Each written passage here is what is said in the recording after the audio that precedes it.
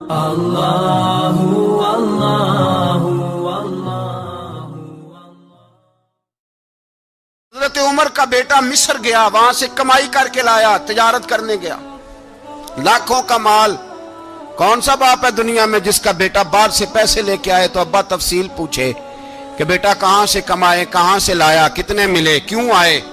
کون سا باپ تفصیل پوچھتا ہے؟ ابا تو کہتا لا صحیح اور تعریفیں کرتا ہے، میرا بیٹا بڑی کمائی کرتا ہے۔ کبھی پوچھا ہے اس سے کہ ڈیوٹی صحیح دیتا ہے کہ نہیں؟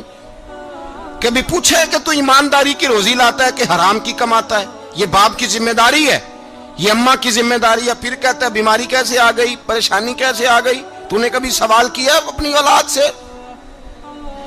حضرت عمر فاروق رضی اللہ تعالیٰ عنہ کا بیٹا مصر سے پیسے کما کے لایا تو جناب عمر نے بلایا، فرمایا بیٹے اتنی تو تیرے پاس راس ہی نہیں تھی، تھوڑے سے تو پیسے لے کے گیا تھا، اتنی کمائی کیسے ہو گئی؟ اتنے تو پیسے نہیں تھے صاحب، کہاں سے کمائی لائے؟ اس نے کہا ابا جی وہ جو میرے چچا ہے نا مصر کے گورنر، آپ کے دوست، انہوں نے میری مدد کی ہے۔ فرمایا جتنے لوگ گئے تھے سب کی ہے مدد اس نے؟ کہا نہیں صرف میری کی۔ فرمایا تیری کیوں کی؟ تیری کیوں کی؟ کہا حضور آپ کے دوست ہیں۔ فرمایا چپ کر، حضور انہوں نے مجھے اتنے پیسے دیے، میں نے کاروبار میں ڈالے تو نفع آیا تو میں ان کی رقم دے کے۔ فرمایا خاموش ہو جا، باقی جتنے لوگ گئے تھے سب کی مدد کی اس نے؟ کہا نہیں حضور صرف میری کی۔ فرمایا اس نے تیری مدد نہیں کی، اس نے خلیفہ کے بیٹے کی مدد کی، اس لیے کہ وہ خلیفہ کو اپنے حق میں نرم کر سکے۔ فرمایا آدھا مال تیرا ہے، آدھا مال غنیمت کا ہے، مال خزانہ کا ہے، مسلمانوں کا ہے، اس لیے کہ تو جو وہاں سے مال کما کے لایا ہے وہ اپنے باپ کے خلیفہ ہونے کی وجہ سے کما کے لایا ہے، لہذا رکھ ادھر۔ یہاں کہتے ہیں کدھر سے آیا، کیسے آیا، کون سا حساب دیں، کیا کریں؟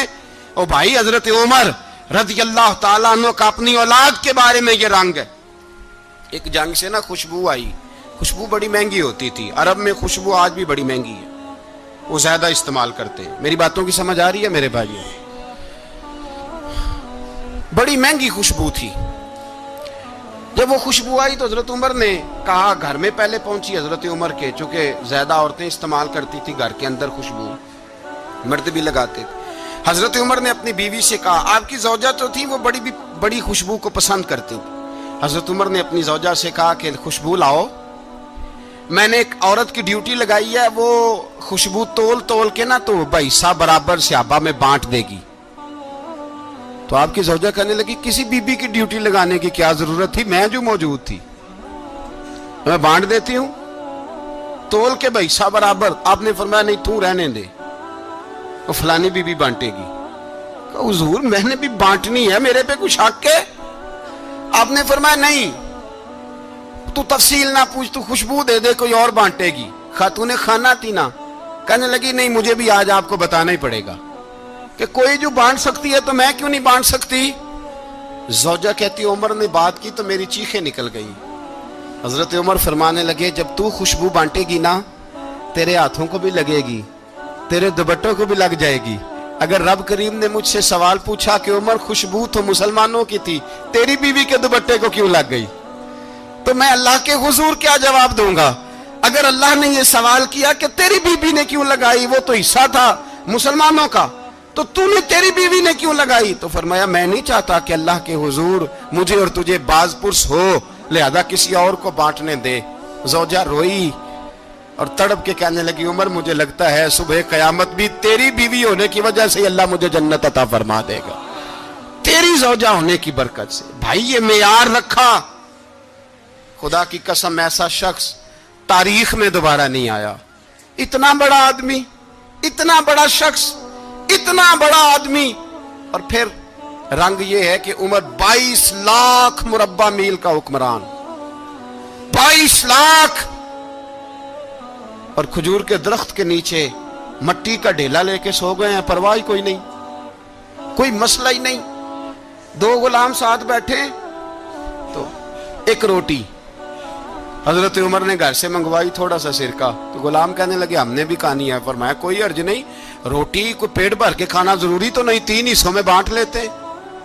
ایک آدمی آیا ہوا تھا مصر کا رہنے والا ملنے کے لیے، اس نے پوچھا عمر کدھر ہے؟ تو کہا وہ ادھر جاؤ مسجد میں بیٹھے ہوں گے. اور واپس آیا تو کہنے لگا وہاں تو 3 غلام بیٹھے ہیں, ایک روٹی بانٹ بانٹ کے کھا رہے ہیں, لگتا ہے کئی دنوں سے روٹی نہیں ملی.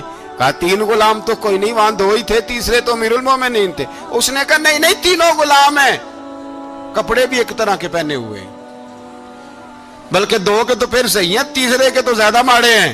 کپڑے بھی ایک طرح کے, کھانا پینا بھی ایک طرح کا, اور ان کا نشست برخاست بھی ایک طرح کی ہے, لہذا کوئی فرق نہیں. حضرت ابو ہریرہ کہتے ہیں میں لے کے آیا, اور جناب عمر کو جب میں نے کچی زمین میں تامت سمیٹ بیٹھے دیکھا تو میں رو پڑا. میں نے اس مصر سے آنے والے کو کہا تو اس کے جلوے دیکھ, اگر اس کی ذات میں اتنا حسن ہے تو محمد عربی کا مقام کیا ہوگا. یہ مقام غور ہے, مقام غور. 10 محرم کو لوگ دیگے پکائیں گے نا, نہیں پکانی ہے, کوئی بول دے نہیں, ہاں نہ نہیں کر دے. پروگرام بدلیا تو نہیں دی عید کی کہ وہی کام شروع ہوا ہے لاسٹ ایٹ ہونے والا. کیوں جی, پکنی ہے نا دیکھیں 10 محرم کو انشاءاللہ تعالی, ہم بھی پکائیں گے انشاءاللہ, یہاں بھی پروگرام ہوگا. تو 10 محرم کو جو دیگ پکنی ہے تو ایسا نہیں ہو سکتا کہ 1 محرم کو حضرت عمر کے نام کی بھی کوئی پک جائے. اگر امام حسن حسین کے نام کی دیگیں پکیں تو جو امام حسن حسین کے سے پیار کرنے والے ہیں, جو امام حسن حسین سے, ہم لوگوں نے بھی عجیب رٹا اپنایا ہے نا, ہم لوگ بات کا ایک پہلو دیکھتے ہیں دوسرا نہیں دیکھتے. حضرت امام حسن اور حسین کو بھی نبی پاک نے شہید کہا, اور جناب عمر کو بھی رسول اللہ نے خود شہید فرمایا. فرمایا شہید ہے, خود فرمایا اپنی زبان سے کہ یہ شہید ہے, خود میرا عمر شہید ہے. تو ان کے نام کی دیگ نہیں پکنی چاہیے, اس طرف نہیں ہماری توجہ ہونی چاہیے. اور اہل بیت نبو, یہ بات میں پہلے بھی کرتا ہوں, آج پھر کرنا ضروری سمجھتا ہوں. اہل بیت کا پیار, سن لو کان کھول کے, اہل بیت کا پیار اگر ہمیں کسی نے سکھایا ہے تو سیدنا عمر فاروق نے سکھایا ہے. اہل بیت نبوت کی محبت اگر کسی نے سکھائی ہے تو کس نے سکھائی ہے؟ بول کے بتائیے. حضرت عمر نے. اہل بیت کا پیار ہمیں حضرت عمر نے بول کر کے سکھایا ہے. بھائی یاد رکھیں, کسی کی طاقت نہیں تھی دم مارنے کی حضرت عمر کے سامنے, طاقت ہی نہیں تھی. کیسر و کسرا کانپ جاتے تھے, جرت ہی نہیں کرتے تھے حضرت. اور ہمارے تو تعلقات بڑے ہیں نا غیروں سے. حضرت ابو موسیٰ اشعری رضی اللہ تعالیٰ عنہ فرماتے ہیں میرا منشی سائی تھا, وہ کاتب کہتے تھے وہ لوگ, میرا حساب کتاب عیسائی تھا. تو فرماتے ہیں ایک دن میں نے وہ سارا حساب کتاب لین دین کے حضرت عمر کو دکھائے تو فرمانے لگے جس نے لکھے ہیں اس کو بلاؤ. کہنے لگے وہ ضرور مسجد نہیں آ سکتا. کیوں نہیں آ سکتا؟ کہنے لگے وہ عیسائی ہے. کہتے ہیں حضرت عمر جلال میں آ گئے. آپ فرمانے لگے جنہیں رب دور کرتا ہے تم کیوں قریب کرتے ہو؟ جنہیں اللہ دور کرتا ہے. فرمایا تم غیروں کو اگر عہدے دو گے تو اپنوں کا کیا بنے گا؟ اگر تم غیروں کو عہدے دو گے تو اپنوں کا. یہ سوچ ہے جو آج برما کے مسلمانوں کے لیے بھی ضروری ہے. کہا اگر تم غیروں کو عہدے دو گے تو اپنوں کا. ہم نے غیروں کو عہدے دیے تو دیکھا نا اپنے کس طرح کاٹے جا رہے ہیں. غیروں کو جو عہدے دے دیے جرانے سارے غیروں سے, روز دعویٰ ہوتا ہے چین ہمارا سجن ہے, چین ہمارا دوست ہے. او بھائی دوست ہے تو اس سے کہو نا کہ برما تو تمہاری ایک چھوٹی سی ریاست ہے, چین کے بغیر تو وہ سانس بھی نہیں لے سکتا. اس کو کہو نا اس حکومت پہ دباؤ ڈالے. لیکن ہم لوگوں نے غیروں کو عہدے دیے تو اپنے پس گئے. حضرت عمر کہتے تھے ذمی کا ہم ادب کریں گے, ذمی کافر کا ہم, ایسا کافر جو مسلمان ریاست کو قبول کرے, بدامنی نہ پھیلائے. ایک آدمی کو آپ نے دیکھا آنکھوں سے نابینا ہے اور بھیک مانگ رہا ہے, تو حضرت عمر کو نظر آ گیا. فرمایا کون ہو؟ اس نے کہا میں یہودی ہوں. فرمایا بھیک کیوں مانگتے ہو؟ کہا جب تک تندرست تھا مسلمانوں کو جزیہ دیتا تھا, بوڑھا ہو گیا ہوں کیا کروں. حضرت عمر نے گھوڑے کی پشت پہ بٹھایا, کافر کو گھوڑے کی پشت پہ بٹھایا اور بٹھا کے مدینے لائے. حضرت علی شیر خدا وزیر خزانہ تھے. فرمایا علی اس کا وظیفہ جاری کرو. کہا یہ کون ہے؟ فرمایا یہ یہودی ہے لیکن یہ ہمیں جزیہ دیتا رہا, بوڑھا ہو گیا بیچارہ, بھیک مانگنے پہ مجبور ہے, ہماری حکومت کے اندر رہتا ہے, اس کا پورا وظیفہ جتنا خرچہ اتنا وظیفہ لگاؤ. حضرت علی کہتے ہیں میں وظیفہ لگا رہا تھا اور وہ میرے نبی کا کلمہ پڑھ رہا تھا, وہ رسول اللہ کا کلمہ پڑھ رہا تھا. یہ مزاج, یہ نہیں کہ کافر. حضرت عمر نے گورنروں کو خط لکھے تھے کہ زبردستی کسی کو مسلمان نہیں کرنا, جہاں ان کی عبادت گاہیں بنی ہو گرانی نہیں, کوئی مندر کوئی گرجا ضائع نہیں کرنا. اسلام سب کو جینے کا موقع دیتا ہے، پر بےایمانوں، ظالموں، بدذاتوں، تمہیں یہ کہتا ہے کہ ہم تمہیں جینے کا موقع دیتے، تم بھی مسلمانوں کو جینے کا موقع دو۔ یہ جہاں بستے ہیں، جہاں رہتے ہیں، انہیں وہاں جینے کا موقع دو، انہیں بھی اللہ اکبر کہنے کا موقع دو، انہیں بھی قرآن پڑھنے کا موقع دو، انہیں بھی رسول اللہ پر درود پڑھنے کا موقع دو۔ ہمارے ملک میں عیسائی اپنی مرضی سے کھلے عام تبلیغ کرتے ہیں، یہاں تو چینل چلائے ہیں عیسائیوں نے۔ کسی مذہبی جماعت نے کبھی جلوس نکالا ہے کہ عیسائیوں کا چینل بند کرو؟ بولے نکلا ہے کہ نہیں نکلا؟ کتنے ظلم کی بات ہے۔ ہم جب غیر کو اتنا تحفظ دیتے ہیں، اتنا تحفظ دیتے ہیں، ہم نے دیکھا ہے، مجھے بیسیوں لوگوں نے عید پہ ٹیلی فون کیے کہ عیسائیوں کو قربانی کا گوشت دے لیں، مجبور ہیں جی، دروازے پہ آ گئے ہیں، ہمارے کام کاج کرتے ہیں۔ بیسیوں لوگ، عام آدمی کے دل میں ان کا اتنا جذبہ ہے، وہ مسائل کا بیان کرنے ایک علیحدہ بات، لیکن ہمارے دل کافر کے حق میں بھی نرم ہو جاتے ہیں۔ تم کس قدر زیادہ بےایمان ہو، اور کفر کس قدر زیادہ ذلیل ہو گیا ہے کہ مسلمان کے حق میں نرم ہوتا ہی نہیں۔ اور اس سے بڑے ذلیل وہ ہیں جو ان ذلیلوں کے سپورٹر ہیں، وہ کسی عرب ملک کے حکمران ہو یا کسی اور جگہ کے، وہ بڑے ذلیل ہیں جو ان ذلیلوں کے سپورٹر ہیں، جو برما کی بچیوں کے قتل پر اپنی حکومتیں چمکا رہے ہیں، انہیں شرم نہیں آتی۔ اس قدر مسلمان تڑپا ہے، لیکن ان بے غیرتوں کو ذرا ہوش نہیں آئی، اور یہ ان کے کماش، ان کے دلال جو ہر جگہ ان کی سپورٹ کر کے اپنی حکومتیں قائم کرتے ہیں، ان بے ایمانوں کو پتہ نہیں کہ کب ان پر اللہ کا عذاب اترے گا اور کس طرح ان کے پرخشے اڑیں گے۔ تمہیں اپنی ذلت اور رسوائی نظر نہیں آ رہی کہ زمین کس طرح تمہارے لیے تنگ ہو گئی ہے؟ اس سے زیادہ اور تمہاری رسوائی کیا ہوگی؟ ڈرو اللہ سے، اور یہ تو دنیا کا عذاب ہے۔ ان بطش ربک لشدید، میرا رب کہتا ہے قیامت تو قائم ہونے دے، جتنا سخت تیرے رب کی پکڑ ہے اتنی کسی دوسرے کی ہو سکتی، یاد رکھیں۔ اور تھوڑا احتیاط کریں ہم سب لوگ بھی، جو ہم لوگ آدھی زبان بول کے بھی ان کی سپورٹ کرتے ہیں، اب شرم آنی چاہیے ہمیں ان حکومتوں کی سپورٹ کرتے جو مسلمانوں کی لاشوں کے اوپر حکومتیں قائم کرتے ہیں، شرم آنی چاہیے۔ بہرحال بات دور نکل جائے گی، اور میں اپنے مضمون پہ رہتا ہوں۔ اہل بیت کا پیار اگر سکھایا ہے تو جناب عمر نے سکھایا ہے رضی اللہ تعالی عنہ، امام حسن ملنے۔ آپ یقین کریں، میں جب اس واقعہ کو پڑھتا ہوں تو میرا دل جھوم جاتا ہے۔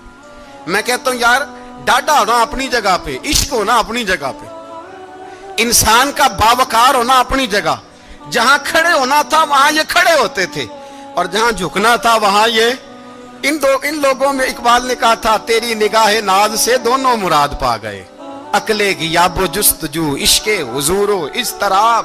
جہاں اگر آیا ہے سامنے کیسر و کسرا تو عمر جیسا دلیر کوئی نہیں، اگر سامنے آیا ایران کا بادشاہ تو عمر جیسا تگڑا کوئی نہیں، اگر آیا ہے سامنے غسان کا بادشاہ تو عمر جیسا عادل کوئی نہیں، لیکن اگر علی کا بیٹا آیا ہے، اگر فاطمہ کے لال پارے آئے ہیں، تو پھر فاروق اعظم سے جیسا محب کوئی نہیں، پھر ان سے جیسا پیار کرنے والا کوئی نہیں۔ اندر بیٹھے ہیں جناب عمر، اندر تنہائی میں کچھ وزیروں سے گفتگو ہو رہی ہے، میٹنگیں جاری ہیں۔ آپ کے بیٹے ملنے آئے جناب عبداللہ ابن عمر، ابا جی ملنا ہے، بات ٹھہرو، بات کر رہا ہوں، کوئی نہ اندر آئے۔ صاحبزادہ باہر کھڑا ہے، تھوڑی دیر گزری تو امام حسن بھی آ گئے۔ کون آئے؟ آپ کو جو ملے گا امام صاحب کا نام لینے سے، وہ سردار ہیں جنتیوں۔ کون آئے؟ سارے بولیے، امام حسن، تیری نسل پاک میں ہے بچہ بچہ نور کا، تو ہے نے نور تیرا سب گھرانہ۔ امام حسن آئے تو حضرت عبداللہ ابن عمر کو دروازے پہ کھڑے دیکھا، کہا امیر المومنین کہاں ہیں؟ کہنے لگے حضرت عمر کے بیٹے۔ کہنے لگے وہ اندر بیٹھے، کچھ میٹنگ ہو رہی ہے، اور انہوں نے کہا کوئی اندر نہ آئے، لیکن آپ جانا چاہیں تو چلے جائیں، آپ جانا چاہیں تو، تیری نسل پاک میں ہے بچہ بچہ نور، آپ جانا چاہیں تو چلے جائیں۔ تو انہوں نے کہا جب آپ باہر کھڑے ہیں تو مجھے کوئی اتنا ضروری کام نہیں، اور ابھی زور کی نماز تھوڑی دیر میں ہوگی، میں مسجد میں مل لوں گا امیر المومنین سے۔ یہ بات کہہ کے امام حسن چلے گئے۔ یار اتنی بڑی بات نہیں تھی، اتنی بڑی بات نہیں تھی۔ وہ میرے استادوں کا بیٹا بھی آئے تو کہا ٹھیک ہے جی، وہ سوئے ہوئے ہیں تو کوئی غرض نہیں یار، میں ٹھہر کے آ جاؤں گا، کوئی بڑی بات نہیں تھی، دیکھا جائے تو بڑی بات نہیں تھی، پر بات بہت بڑی تھی، اس لیے کہ یہ خالی حسن نہیں، یہ حسن ابن علی ہے، یہ حضرت فاطمہ کے لخت جگر، حضرت عمر باہر نکلے, عبداللہ ابن عمر سے پوچھا کوئی آیا تو نہیں؟ تو کہا حضور امام حسن آئے تھے. تو کہا پھر شہزادے کو اندر کیوں نہیں بھیجا؟ کہا میں نے کہا تھا. وہ کہنے لگے اگر امیر المومنین مصروف ہیں تو میں ظہر میں مل لوں گا. حضرت عمر رونے لگے, فرمایا بیٹے تو نے اچھا نہیں کیا. پھر مسجد نہیں گئے, سیدھے امام حسن کے دروازے دستک دی. امام حسن باہر آئے, کہا شہزادے آئے تھے تو ملے کیوں نہیں؟ تو امام حسن کہنے لگے حضور آپ کا اپنا بیٹا دروازے پہ کھڑا تھا, آپ کا اپنا بیٹا دروازے پہ کھڑا تھا, اور منع بھی کیا تھا آپ نے تو میں زور میں مل لیتا. حضرت امام حسن فرماتے جوش جذبات میں جناب عمر نے سر سے پگڑی اتار دی, جوش جذبات میں. کہنے لگے حسن میرے بیٹے کا اور آپ کا کیا مقابلہ؟ کیا اس کی ماں کا نام فاطمہ الزہرا ہے؟ کیا اس کی نانی کا نام خدیجۃ الکبریٰ ہے؟ کیا اس کے نانے کا نام محمد مصطفیٰ ہے؟ آپ کا اور اس کا کیا مقابلہ؟ پھر رو پڑے اور کہنے لگے بیٹے میں مکے کے صحراؤں میں اونٹ چرایا کرتا تھا, یہ جو میرے سر پر عزت کے بال ہیں یہ تیرے نانے کے اگائے ہوئے. میں مکے کے خبردار شہزادے خبردار. او بھائی اہل بیت نبوت کے ادب کا رنگ اگر سکھایا ہے تو سیدنا عمر نے سکھایا ہے. حضرت عمر فاروق اتھارٹی ہے, اسلام کی اتھارٹی. یکم محرم حضرت عمر کی شہادت ہے. یہودی بول اٹھا, کافر بول اٹھا. اگر 6 مہینے عمر دنیا میں اور رہتے تو دنیا میں کوئی کافر موجود نہ ہوتا. 6 مہینے. اور جب اس بطل جلیل کا جنازہ اٹھا, اللہ بخاری پڑھیے نا, اللہم ارزقنا شہادت فی سبیلک, اللہ بسترے کی موت نہ دینا, شہادت کی دینا. عمر شہید ہوئے, مسجد نبوی میں نماز پڑھاتے, اور جب جنازہ اٹھا تو مدینے کا پھر پیچھے جو دلیر بچے وہ مولا علی تھے. مولا علی, جناب عمر کا جنازہ اٹھا تو سب سے پہلی ہائے جو نکلی وہ حضرت علی کی زبان سے نکلی, اور حضرت علی ساری داڑھی آنسوؤں سے بھر گئی. لوگوں نے کہا کہ علی کیا ہوا؟ فرمانے لگے تم دیکھ نہیں رہے جنازہ کس کا اٹھا ہے, پلٹ کے دیکھو تو صحیح, تم پتہ نہیں یہ کون گیا ہے. کہ حضور کیا ہوا؟ آپ فرمانے لگے عمر اس طرح کے کام کر کے گیا ہے, اب ان کے رستوں پہ کون چلے گا؟ کون اس کے جگر راہ وفا میں؟ میں نقش ایسے چھوڑ آیا ہوں, میں جس منزل سے گزرا ہوں وہ اب تک یاد کرتی ہے. حضرت علی حضرت عمر کے جنازے پہ کھڑے ہو کے کہتے ہیں اللہ مجھے اس طرح کے عمل کرنے کی توفیق دے جس طرح کے عمر کر کے گیا. میرے بھائی بطل عزیز, بطل حریت حضرت عمر رضی اللہ تعالیٰ عنہ, جو اپنی زندگی انقلاب والی گزار کے گئے. عمر جب دنیا سے گئے تو 80 دینار کا قرضہ تھا, 22 لاکھ مربع میل کا حکمران.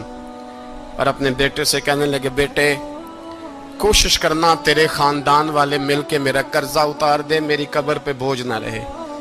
اور اگر خاندان والے مدد نہ کریں تو میرے دوستوں سے بات کرنا, وہ مدد نہ کریں تو پھر علی سے بات کرنا. ان کا پیار آپس میں اتنا, اور تو اختلاف ثابت کر رہا. 80 دینار کا قرضہ چھوڑ کر حضرت عمر دنیا سے گئے, اور جاتی دفعہ کہہ گئے میرے بعد میرے بچوں کو حکومت کے مشورے میں بھی شامل نہ کرنا, حکومت کے مشورے میں بھی میری اولاد شامل نہ ہو. اتنا بڑا شخص اتنا بڑا رنگ دے کے. یکم محرم کو جب عمر فاروق کا وصال ہوا تو بیٹے سے کہنے لگے اماں عائشہ سے جا کے کہو میرا بھی نبی پاک کے روزے میں دفن ہونے کو دل کرتا ہے. ایک قبر کی جگہ ہے اماں جی نے اپنے لیے رکھی ہے, بخاری ہے بخاری. حضرت عائشہ کے پاس صاحبزادے گئے, کہنے لگے اماں جی عمر کو زخم لگ گیا ہے, حالت بڑی پریشانی والی ہے. وہ کہتے ہیں اگر اماں اجازت دیں. سید عائشہ رو پڑی, فرمانے لگی کہ وہ اپنی قبر کی جگہ تو نہیں نہ کسی کو دیتا, پر عمر نے کمال ہی بڑا کیا. اسے کہو جاؤ گنبد خضرا میں قیامت تک جو مصطفیٰ پہ اور ابو بکر پہ سلام پڑھے گا وہ تجھ پہ بھی سلام پڑھ کے جائے گا. جاؤ میں نے جگہ دی. اور اگر آپ نے ابھی تک ہمارا چینل سبسکرائب نہیں کیا تو فوراً سبسکرائب کیجئے, ساتھ ہی بیل آئیکن پر کلک کریں تاکہ مزید آنے والی ویڈیو ہیں وہ آپ کو وقت پر ملتی رہیں. اللہ حافظ.